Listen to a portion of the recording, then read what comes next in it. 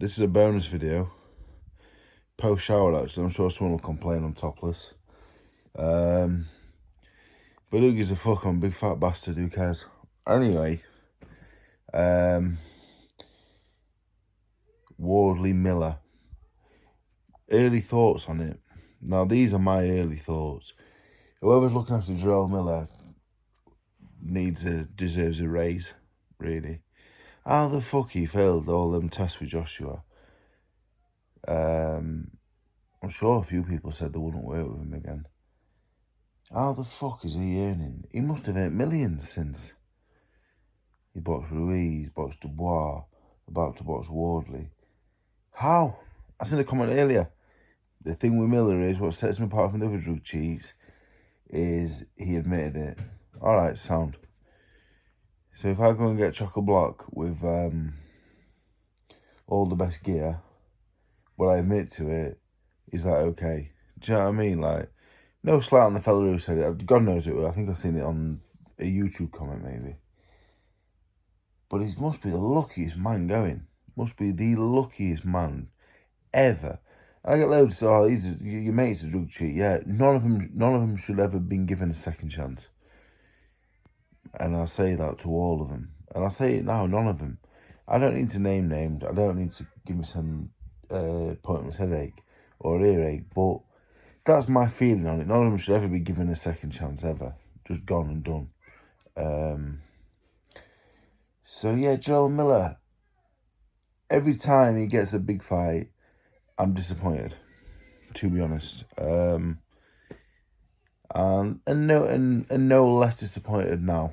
Just wanted to get that out of the way before we go into the fight, because you know what, the sport is, I don't want to say rife, because unless you've been banged to rights and done and banned for a period of time, then so the sport is littered with them. It's littered with cheats, known cheats that have failed, and he's one of the worst, I think, if we're looking at substances he's been done for and whatever else.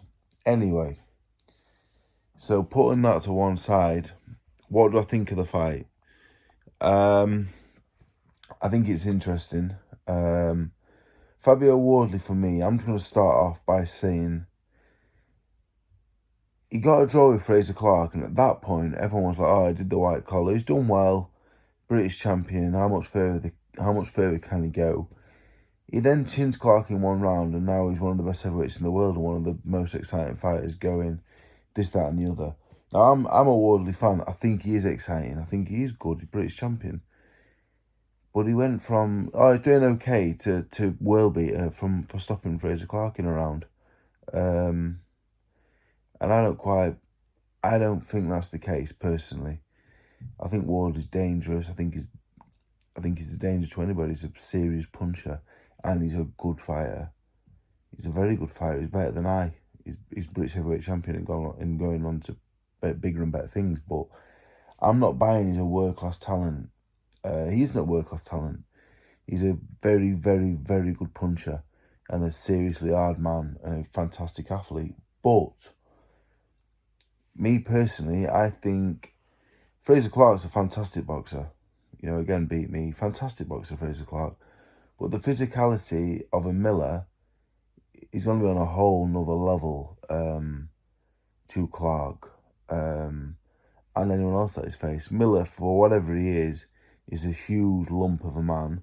And I think it's a huge step up, to be honest. This is a fella who should have got the nod against Ruiz.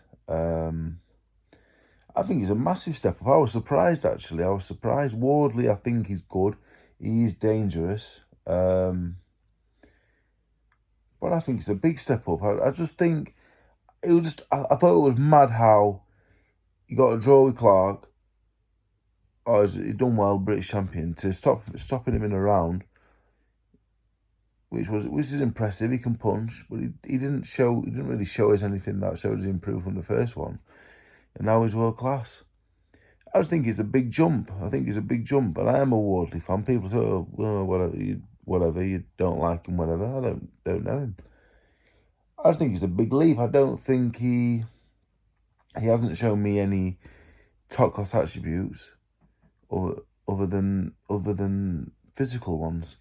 And I think with Miller, I don't think being tough and a puncher is necessarily what you need. And people go, well, Dubois is a big puncher. Dubois is an exceptional boxer, got one of the best jabs in the heavyweight division, a lot of experience. I think it's a big ask. I think it's a really, really, really good test. He's brave, Wardley. But my early predictions would be if Miller's in shape, Miller wins. Just think it's a big jump, you know. The round one stoppage of Clark's very impressive, but it was a few good shots, you know. If he would have outboxed Clark for an extended period of time and stopped him, I'd have been wildly impressed. But it was some good shots from a very big, powerful man. So it leaves me with a lot of questions still, and I think it's a big jump from Clark to Miller in terms of physicality. Miller will make him do the rounds. I don't think Miller's the biggest puncher in the world, but he does the rounds, and he's big. His experience is tough. So I was surprised. It wouldn't be what I would have picked for Wardley next. I think Wardley's still a work in progress. I think there's so much improvement still in him. I think he has a lot of potential to improve much further. I think what he's done is amazing with his amount of inexperience. But I think it's a really tough ask if Miller's in shape. So a lot of people have been asking, what do you think? Not Miller getting these opportunities leaves a bad taste in my mouth, to be honest. I don't like it when it happens. However, in saying that, seeing it for what it is, the fight's on, so we'll cover it as we always do. And I think Miller may win. I don't think it's the right fight for Wardley. To be honest, it's a big leap, but I certainly hope he wins.